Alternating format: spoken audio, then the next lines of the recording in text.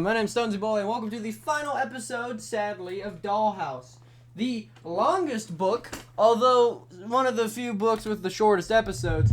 But seriously, a very long book when you look at it, and you're going to look at the full reading of the book later this week. So, without further ado, let me wipe this book because there's some type of liquid on it. Oh, it's root beer from the Red Dead video. That should be out on October 28th. This video should be, that means it was yesterday. So, without further ado, the final episode of this book, with it being 16 pages, chapters 39 to 40. Without further ado, let's begin. Chapter 39. F this, muttered Olivia. She fished the alarm out of her shirt and pressed the button. Her hands shook, picturing the signal reaching out to the dispatcher of the police station, someone, maybe an older woman chewing gum, with a headset on, recognizing the priority alarm and sending officers to her home, and then sirens piercing the night. How long would it take? How close was the nearest cop? Would Brutus die if they got there? Her teeth chattered. He clicked the alarm and changed again, and her hair was straining to hear the faintest sound of police siren. She peered out into the hall, her breath hot and choppy, her fingers hurt from clenching the knife so hard. She stared at Harry's closed door. Should she call out for her dad? Would she want him to waking up and stumbling into the hall, eyes heavy with sleep? Brutus whined in her bedroom. His pain squeezed her heart. The jackal was here. Somehow he got into the house, and he was waiting for her in the bedroom, wanting her to come back, check on her dog, using poor Brutus as bait. She hoped they would caught him, and Davis called at the time, but didn't she know? Didn't she say as much to Harry? He couldn't be caught like that. It was too easy. How can this happen? Poor Brutus. Upon the sick effort's game. Was she bleeding out on the floor while she sat there? Just calm down. The cops will be here soon. No need to go here right now. From her bedroom, a song of Eva Maria issued. Although he knew the jackal was here, in her home, the song cemented the belief that made it firm in her mind. She ground her teeth and gripped the knife. She toyed with the idea that there was some strange fucking mistake. Something the reason could account for and explain the way the shadow creeping outside her house and the terrible sounds of pain from Brutus. The jackal couldn't be here in her home, could she? The song, though, that fucking song removed all doubts he was here in her house. He was in her bedroom, maybe smelling her pillow or whatever sick fucking thing he had got him off. Tonight, she would be fighting for her life. Where were the goddamn cops? Olivia? She had her dad's window. Shadow popped into the hall. What's wrong with Brutus? What's all the music? Brutus whined at the mention of the name. The light from the office shone golden in the hall, and the dark light came everywhere else. Olivia, are you in the office? Shut up, Dad, she pleaded. Just shut up. Go back to your room. The cops will be here any minute. She peered out. Harry was in the dark outline of the hall. She waved a hand towards him, noticing back to get away, but his gaze was on Olivia's door. Harry took a step out of his room. His weight creaked on the boards. Go back to bed, please. His head reached out for the hallway light switch. The light clicked on at squinted brightness. From the moment he blinked to climb into the light, her nightmare proved into the hall. Swathed in black clothing, he held with incredible swiftness. The long ears of the mask brushed on the other side of the doorway as he closed the distance to Harry. The jackal's broad back filled the hallway. Harry jumped back against the wall. Harry's eyes bulged, standing there with a white t-shirt and boxer shorts and penguins on him. He had time to raise his hands before the jackal was upon him. Jackal straight-armed Harry in the forehead with his left arm, and was right with the knife blade caught the hallway light before he arched into Harry's outstretched arm and plunged it into the soft middle. 1, 2, 3 times it sank into the flesh. Harry drops splashed on the floor when the knife came out. Red bloomed on Harry's shirt when he stepped back and his hands caught in the jackal's wrist and struggled into the hall. Blood from Harry's wounds gushed into the floor and they pattered drops around like rain. Levy's mouth unhinged and shrieking in the burner throat. Dimly aware of the sound, recognizing it was making it, she watched her father slip into blood pooling under her feet, and with the weight of the jackal on top of him, he hit the floor hard. His feet and his weight of the jackal on top of him hit the floor hard. The back of his head bounced off the hardwood floor, a clunking sound, like a bowling ball bouncing down the lane of crowd thrown by a careless hand. He stopped moving. Dad! The jackal's head turned to her. His back heaved under the coat, and his breath sounded forced through the mask, the only evidence of the struggle with Harry. Where was her strength now? All this time she had wondered what she would do if the jackal turned up suddenly. Now she knew. She would freeze and watch in horror while he tore her world apart again. This is how it would end. Her dad dying on the floor, and Brutus, the dog she rescued just to get him killed, sacrificing himself for her. He grounded her teeth. Tears burned up. Her nose burned to the lip and lifted a snarl. Olivia said, "Fuck that." She was happening that way. He would take her from her. He wouldn't touch her in a way ever again. The sounds of Eva Maria stroked her anger. She meant to scare her, petrify her into submission, make it easy for him to take her away and dump her into another hellhole. He wouldn't kill her like he did with Jen. His mercy didn't extend to her. For some warped reason, he believed there was intimacy between them. He would spirit her away and he would renew his vows of cruelty. No one would ever see her again. He wouldn't be locked in a cage to suffer ever again. She wouldn't let him do that. If the cops didn't get here soon, he would hate her shit for them both. One way or another, she clutched the knife in her fist and crouched at the entrance of the office. Perspiration dampened her skin and her muscles trembled. If she wanted her, he would have come to get her. The jackal stood. Blood shone from his arms and coat and darkened the leg of the pants. He stepped towards her. She held up an alarm for him to see and said, "The cops are coming, dickwad. You better get the done." He took his shaggy head with a knife-free hand and he reached into his pocket and pulled out a device. A red light flashed, an eye blinking in the darkness. "Cool. You have a remote too. Amazing. Now fuck off." He stepped closer, his boots heaving at red prints of the door. That was her father's blood on his boots. He waved the knife back and forth, like you would wag a finger and held up the device again. "What's so fucking important about it? You know, if you opened your mouth and spoke, I might know what the hell you're trying to communicate here." But as soon as she finished that sentence, she knew. He had showed her the device right after she held her arm, telling him the cops were coming. Why would he do that and not run off? Because he knew the police weren't coming. The jackal had thought of everything. That thing in his hand, the black box he knew so keen to show off, there was a signal jammer. It had to be. The stupid thing to block the alarm from being sent. She had read about them on the internet, and she was trying to researching her alarm system. She craned her head, hoping at the sound of the siren, catching a glimpse of the flashing lights indicating the police were on the way, and hoping she was wrong, and the jackal was just another crazy asshole in the world seemed littered with. He was crazy, only a different type of crazy. Not the gibbering, savoing, insane person who didn't know right from wrong, or what the consequences could reasonably be from the actions. The type of person who might cut off her mother's head because they believed they'd been replaced by an alien. No, the jackal knew what did was wrong and took their great pains to hide himself from the view. He blended into the background, a tree in the forest of trees. Knowing this, she knew the jackal brought the jammer to get into her house, and brought out the prize with no one being the wiser. He grabbed the alarm and pressed the button frantically, wanting to wrong out the jammer. She wasn't wrong. The clicking of the button competed with Ava Maria with the relative silence of the house. He stopped a short distance from her, and although the mask hid the face, she knew he smiled under it. She could feel it as overwhelmed by the hate it arose of her, acid in her veins, coming lead, with the fury pumping in her heart. It arose in her, an ugly grin, distorted with her normally kind features. Behind him, Harry's stomach rose and fell. Slow, though, too slow for Olivia's liking. Blood pulsed from the wounds of every exhale. Her grip tightened on the knife. She would love to run it through the bastard who stood in her hall, taunting her as her dad lay dying on the floor. And her dog, poor Brutus, may he already be dead in the room. He was a destroyer. This masked maniac, relentless. He would never let her go. Not as long as he was alive. Fuck him and his stupid games. This fun for you, you sick, small, pricked bastard? This is what you ever touch me? You want me to laugh at your tiny cock? Well, I need a magnifying glass to find it. Maybe some tweezers. He stood and stepped back. She made him step back. Was it fear he felt? Do monsters feel fear? Whatever it was, it satisfied her right to the core. Made her cheeks stretch into a smile, lacking any humor. She stifled a giggle. A thought flitted through her head. This is what crazy feels like. And you know what? It feels good. Real good. She charged with a growl.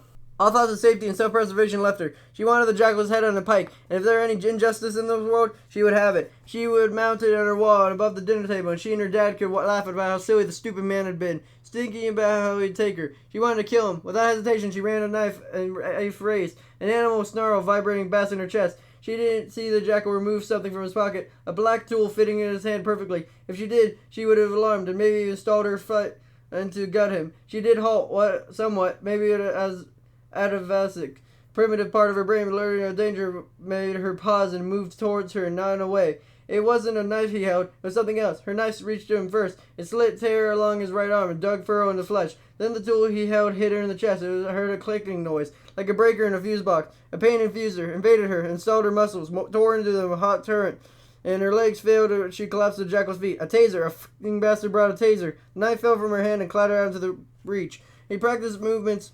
The jackal turned her over, held her wrists together, and secured them over the zip tie. He moved them down at her feet and sat on her legs. Her body began to respond to the commands again. She felt clumsy and disconnected. She tried to separate her feet with the weight set on her head, crushing her knees against the hard floor. The ties secured her ankles together, causing the bones to grind together. Once done, he stood and pushed her over onto the side, losing his foot. He knelt on his knees, cracked and lowered himself over the level, trussed up with ease. It brought back the first time with the grill in the back of the van when his weight had crushed her, and she learned the help was meant. She groaned, "Not again." She craned her head up. The shadows of his eyes studied her. He ruffled her hair like you would a kid that scored a goal and did well on a test. His heavy breathing echoed in the mask. God, she fucking hated him. Fuck you, asshole. She spat at him. From behind the back, he drew his knife and pointed toward her eyes. She pulled her head back, away from him, and squeezed her eyes shut. Pain flared her scalp as she yanked her towards him by their hair, 1,000 complaints tingling at her roots. Cold steel touched the lid of her eye. The touch burned her to pressure, and she gasped and pulled her head away and wouldn't let her move.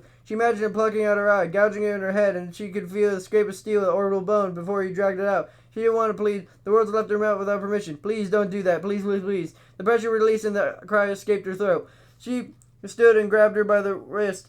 He dragged her along the floor, taking her back to her bedroom. As her face slid along the hardwood floor, every pull on her wrist intensified the pain in her shoulder joints through they were separating the sockets. Her cheeks burned with the friction from the door, and she turned her head with her hair, what acted as a buffer. She grunted as she dragged her to her room, and with a stupid song playing on the radio. Did he bring his own iPod and plug it in? Of course he did. He was a dramatic bastard. He realized her by the closet. His heavy tread walked around the bed as the music stopped. Wouldn't want to leave his iPod now, would he? Nope, not that. The light of the hallway spilled a yellow rectangle on the floor. Brutus' body lay under the bed, and dark tail marred the carpet. Blood coated the floor under him. He must have dragged himself under the bed after the jackal hurt him. He cried, sobs were whacked at the chest and forced snot out of her nose. Brutus, my poor Brutus. His tail twitched, feebly without any real energy. How much did he have left? And would he die here on the floor alone like her dad? Was her dad still alive? When would someone bother to check on them? She shimmied her way towards them, using her hips and legs to squirm over. The jackal stepped over her and into the closet. What the f... You heard a thump, like boots hitting dirt. What the hell is he doing? Brutus whined. She inched closer to him. She wanted to touch him, wanted him to know she loved him, and so she said it. You're a good dog, Brutus. I love you, boy. She peered into the closet, wondering where the jackal went and what he was doing when his gloved hand popped out of the darkness, grabbing her feet. He spun her onto her back and gasped what she saw. The light from the hallway didn't reach far enough to illuminate him in the closet, or it was enough to know what she saw didn't make sense. It seemed a shadow mostly. A dark outline in the closet was a light carpet on the floor. The closet disappeared at his chest. The lower half of his body was under the floor. How could that be? His upper body moved further into the light as he reached over the body to drag her towards him. The shaggy head of his mask and long ears gave him an otherworldly appearance, like a cruel Egyptian god dragging her to the underworld. She screamed as she yanked her towards him until she bumped into his waist. He lifted her legs in a wistful of her hair and drew her knees to her nose, bending her like a middle so he revealed a V. She moved back when she dropped onto her dark. In a breathless moment she fell thinking what it was. Was it there a hole in the earth, and how it would swallow her up? And then she hit ground on her back and knocked the air out of her. She restraints dug into her wrist, and her shoulder blades tightened at the skin across her back, stretching and straining. Her feet still stuck up out of the hole. She saw the shape of them above her feeble light, outlining her toes with a golden glow. Dirt puffed up when she hit the ground. She tasted dirt with her mouth and spit it out. She was under the house. She didn't know how it was possible she didn't drop into a hole or in a closet and hit the earth. She regained her breath and looked at the jackal watching her. Now how had she done this? She would have heard him cutting into the floor at some point. None of the night was possible. The light from the hallway silhouetted him, and she saw the long ears, the hair sticking up with crazy stingles. With her whole body chill, she understood. Monsters are real. That wasn't a mask he was wearing. This was his real face. And how he would take her back to his cave and she would disappear, and this time there was nobody to escape and no one to save her. She didn't think she would be able to save herself. Not again. And even though she had escaped once, it hadn't been the jackal not then there. No, he would have allowed that. The jackal would have squashed the uprising with a cruel fist and a liberal use of his knife and gardening shears. Anger and despair swirled within her. She wanted to give up, disappear into the inner world, where he didn't touch her, push away the terror and the fear, and give herself over to surrender. The idea felt attraction to her. And then she remembered Jen, her distant stare. This way she would be there and not be there, as though she lived in another plane. Pushed there by her cruelty she didn't fathom. The jackal snuck into Jen's home, killed her mother, and then murdered and mutilated Jen, just so Olivia would know. All of them would know, and there was no escape. This monster who created Jen and emptied her in the inner self and pushed her into the corner like a terrified child now invaded her home and did the same to her. Not the same, though. He tied her up and made take her with him. He wasn't done with her. He had murdered Jen. She feared him, that's for sure. But he also hated him and wanted him to feel fear, feel pain, and to die at the hands of that way. She knew she would never come back for her. She wanted to tear the stupid mask off his face and jam it down his throat with a knife. Olivia tasted blood in her mouth, and it reminded her of the gorilla, and what it tasted like to rip out his throat so she could be free. Why should she make it easy on him? F*** him. Let him take her eyes. Take whatever the hell he wanted. But she wouldn't make it easy for the bastard. She would have to fight all her way. She would make every inch of a struggle for him. If he saw a moment where she could kill him, she killed Grady by ripping out his neck with her teeth. And then she sure as hell was going to do it. If he put a finger near her mouth, he would lose it. Even now, why the hell would she lie here and let him take her? She stuttered her voice, didn't she? Let's wake up all the neighbors. Hell, the whole world. With her screams, let her feet kick, take him in the groin, shins, knees, wherever. In no way should she lie down and give in. And so Olivia screamed till her throat burned raw in the force of it. She could feel the fibers vibrate and her air ran out. She sucked in every other glorious mouthful to let loose a yell like a banshee would envy. The jackal put his hands on the side of his head, like not up by the fake ears, but by the side of his head where his ears would be, and Olivia thought just a man after all and screamed some more. He raised up his foot and she saw it, clenched her muscles and prepared for it, and still kept her screaming. She booted her in the stomach. She felt her ribs bend in a force. She folded, drawing her knees into her chest. Tears squeezed out of her eyes. Her entire midsection throbbed with pain. She could still feel the imprint of the foot. Did a rib crack? Her voice cut off, and she found herself struggling to drag in air. As she gulped, the mouth of a round O, knowing she looked like a fish out of water. The jackal removed another item. She heard him tearing, and then what it was. He brought tape, the stick with a regular Boy Scout, prepared with everything. But she could draw a breath, and she wondered what she would do if she steal the tape not only around her mouth but her nose too. Would he buck on the dirty ground as he stood over her watching the implacable indifference? He dragged her closer to him and knelt to his head so his neck protruded from the floor. He knelt onto his stomach and put his weight on her. Her arms and shoulders ached and her ribs throbbed. There didn't seem to be a spot on her body that didn't hurt. She was stretching the tape out and over her mouth when she saw a dark blob emerge from Jackal's head and Olivia. Squinting, trying to discern what it was, light from the hallway gave it a faint outline. It was fury, and it growled.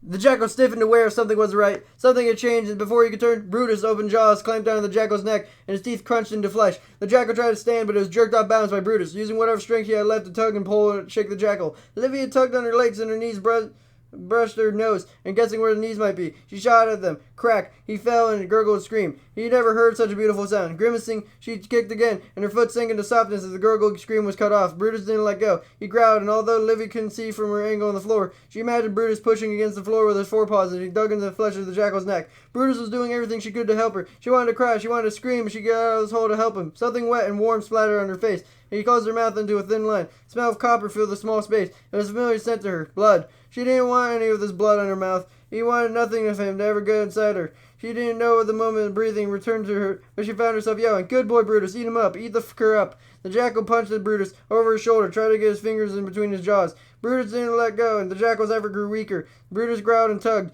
Blood spattered on the dirt and on her face and onto her hair. Soon the jackal's hands flopped into his lap. Brutus let go and fell into the side. She couldn't see him anymore, and she could hear him, and it scared her. His panting was so loud and quiet aftermath. She had to move. She had to get free and get help from her dad and Brutus. Her eyes watered. She took them clear. No time for that now. She bent her legs and tight on her body and shimmied her hands under her butt to clear the bottom of her feet. It was hard work. She grunted under her muscles along her shoulder, stretched the bones popping in the joints. She crinked at the effort and strained and put in her body. She was so close to the jackal in the area that it didn't work in sight. She hadn't set her hands in front of her, so she got on her knees. She wanted the knife in the pocket. She could cut the ties off. She wanted to search the pockets. Her hands hesitated in front of the dark jacket. She peered at the mask, too dark to see anything. Just vague shadows, lumps of darkness. Brutus whined as she jumped. "I'm hurrying, Boyd. I'll get us help." She fumbled her hands into her pockets, looking for a knife. "Come on, where is it?" In horror movies, this is the part where the madman would grab her wrist and say something witty. She glanced at him, wary, because after all she had been through, the idea would seem ridiculous at all. At nothing in the first pocket, she reached over him and searched the other. Her hand closed on some hard edge. He pulled it out. A red light blinked at her, and it must be the jammer. She ran her thumb alongside the outside, feeling the off button. She found a switch and slid it to the side. Red light extinguished. Biting her lip, she reached the chain on her neck and pressed the button. Once, twice, and a third time, just for the hell of it. "So it's coming, buddy. Hold on." He needed a knife. She would be so much easier to climb out of this hole with her feet and her hands free. Her hands moved at his waist, and she grunted as she tugged him a little forwards, so she could get back on her back. Her heart thudded against her chest as the smell of blood was stronger, more cloying. She coughed and kept working. Her fingers found a handle. She grinned in the dark. She pulled it free and sat back, taking a quick breath before she turned the knife and worked at the ties. She would have to be careful. In the dark, she could easily slice or open her wrist. She giggled, thinking how stupid it would be to survive all this only to die because she cut open her own veins trying to break free. Harry, Brutus, remember them? Quit fucking around. She inhaled, though, her nose, and revealed out her mouth. She visualized the knife, imagining how it turned so sharp blade faced up, and she could saw through the ties.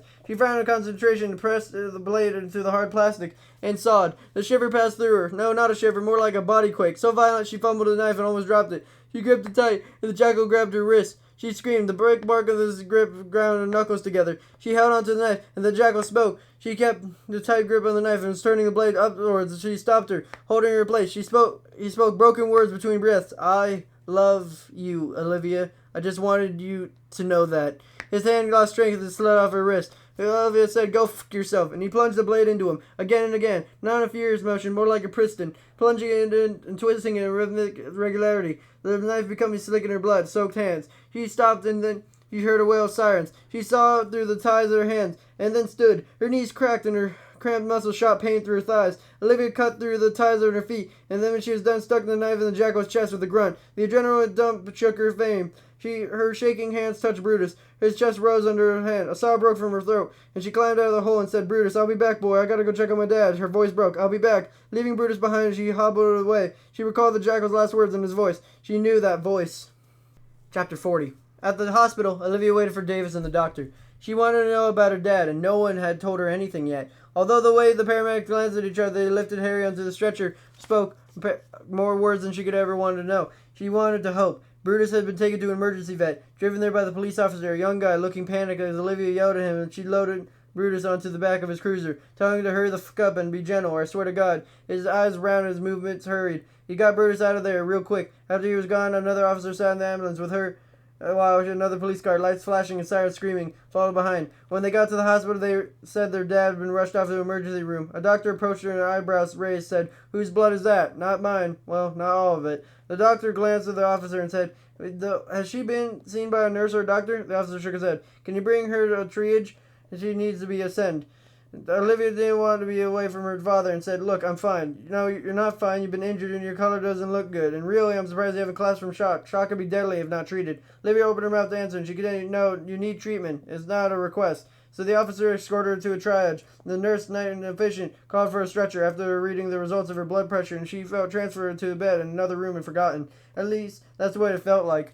An hour passed since she had first arrived, and at the time she was put on the ground, and nurses did her best to get most of the blood off her. They scraped as much as they could from under her nails, and she submitted urine, blood. She waited for news about Harry. She asked them, and she was told to wait for her doctor. Olivia frowned at them, demanded someone tell her about her dad. She yelled at the nurse and fled from the room. Olivia crossed her arms on her chest, thinking what they wanted to fight. She would give them one. But no one came back to see her. Machines beeped and footsteps pattered past her door. She looked at all the call button in the cord, and she was tempted to keep clicking the damn thing until someone came. Someone would have to answer her. She fought off a serial killer. Actually, no, she had killed 2 serial killers. After that, nurses would be present her with too much trouble. She thought of going out there herself to talk to someone and was mad enough to do it. She leaped the covers off her legs and was swinging her feet to the floor when the phone beside her bed rang. She answered it, and it was the vet. You got a brave dog here." Olivia said, "I know. Can you tell me how he is? Will he make it?" "Yes, he'll make it. There's some nerve damage. He won't be able to use his right back leg, but he'll be here for a while. I want to monitor the stab wounds near his intestines. I make sure his bleeding controlled, and I feel good enough to say he'll make it." Olivia cried in response. The relief overwhelmed her, and it took her some time to speak. She thanked the vet in thickened voice and continued to cry. All the crying was hurting her stomach. She found she couldn't stop. Her wonderful dog was going to make it. The passing nurse heard her crying. She spoke in his head and said, "You all right? My dog will live." The nurse furrowed her brow, and she presented a confused smile before continuing on whatever. She guessed he thought he would be happy, and she was. Problem was, how could she celebrate without knowing about her dad? It was the chaos at her house. Police officers rushing out, paramedics and firefighters clanking the stretcher against and then into the doorframe, with bags hanging on their shoulders, rushing to help her and help the police officer doing CPR on her dad. Harry was covered in blood, and he could feel his chest rise under her hand, like they would with Brutus. Under the lights, his skin was pale and waxy. She felt unbearable guilt. That was when her jackal had been after. If it wasn't for her, Harry wouldn't have been stabbed and bleeding out of their home. Her stomach would be cramped, watching paramedics work on her dad, and she didn't know if she was going to be sick or pass out. His limbs flopped lifeless, and the compressions given a barely terrified her looked violent through cracked ribs.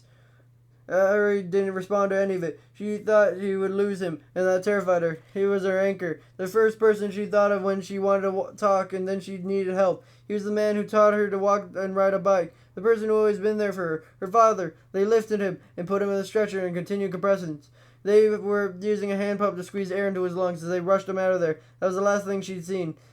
She swung her legs back under the bed and pulled the covers up under her chin, exhaustion and tears burning her eyes. Learning that Brutus was fine had quelled her anger for the moment, and now she was just tired. The TV on the metal arm muttered nonsense from the wall. The talking head spoke about her, but she didn't pay attention. Her mind sprinted and she couldn't slow it down and listen to it inconsequential like the idiot on TV who brought it on her life. Her brain didn't give her a break. She was in inundated with images of the nightmare of a night. She kept seeing a thrusting arm of a jackal's plunging a blade into her father, in and out, and she amazed looked in her dad's eyes, as though he couldn't believe it would end like this. Standing in a boxer shorts and a white shirt, fighting for his life in the middle of the night, and sounds of Ave Maria. A sob hitched at her chest. She expelled the air. A tear filled her eye. The thought of her fight and the jackal in her closet, and his voice, it felt so familiar voice. She couldn't stop thinking about it. Hey bitch, how you doing? Olivia's head snapped at the door, and there was Lucy in a wheelchair with her head banged up. Lucy, oh my god, what happened? They didn't tell you? No, they're treating me like a mushroom, keeping me in the dark and feeding me shit. Lucy laughed and then grimaced. It fucking hurts to laugh. I'm not much of laughing right now. Lucy smiled faded and said, yeah, me neither. The jackal scooped me right out of my driveway. They say she tasered me. Whatever he did, it fucking hurt. He grabbed me before he went after you, I heard. Ballsy bastard, that's for sure. We drove and he stopped. He left and then there was some flashing lights everywhere and sirens. I started rocking the van and kept doing what until a cop flashed a light through the windshield and saw me. And now here I am. Shouldn't you be in bed? Probably. I can't sleep though. I got a headache from hell. There's a ringing in my ears that won't go away. But hey, at least I'm alive, right? Thanks to you again, I hear. Olivia burst into tears. Lucy wheeled closer. Hey, he's dead now. No more creepy fuckers waiting for us. Not anymore. He took care of that. Olivia wiped the tears from her eyes and said, my dad. They won't tell me about my dad. Lucy's face hardened. Oh, they won't, will they? I'll find out for you. Was he hurt bad? Remembering him on the floor, soaked in blood. His skin was pale and paper. Olivia nodded as tears choked her voice. Are you sure you want to know right now? Olivia nodded and said, I have to. Hey, what are you doing in here? Olivia and Lucy turned to a voice. The nurse who had passed earlier glared, and Lucy was arms crossed. Lucy said, visiting a friend. What's it to you? What's it to me? To me? I'm the one trying to keep you alive. You have one hell of a concussion. You need a rest. You need to be monitored. What you don't need is to be wheeling around corridors at night. Are you crazy? I about died when I saw your empty bed. Alright, keep your panties on. You know I'm a dude, right? I'm not judging. I didn't want to assume your gender. She waved her hand like a queen ordering a stir and said, "Move me back to the royal bed, oh grumpy protector." The nurse pushed Lucy out of the room and the door closed behind him. He wiped the wetness from her cheeks and blew her nose with the Kleenex on the nightstand. Olivia glanced at the TV. Her eyes burned and her body ached. When she would tell her about Harry, you just wanted to know, although in her heart, maybe she already did. So tired. She closed her eyes and rested them, just for a second. Hey, she twitched, and a glance saw David standing in the doorway. His sad eyes gave her all the answers she needed about her father. Now faced with it, she didn't want to hear it. She didn't want to see his sad mouth open and mutter words that would destroy her world. To know instead of wondering was something worse. To know erased hope. She would step in her room and before he would speak said, it was Carl, wasn't it? The jackal was Dale's dad. Carl, right?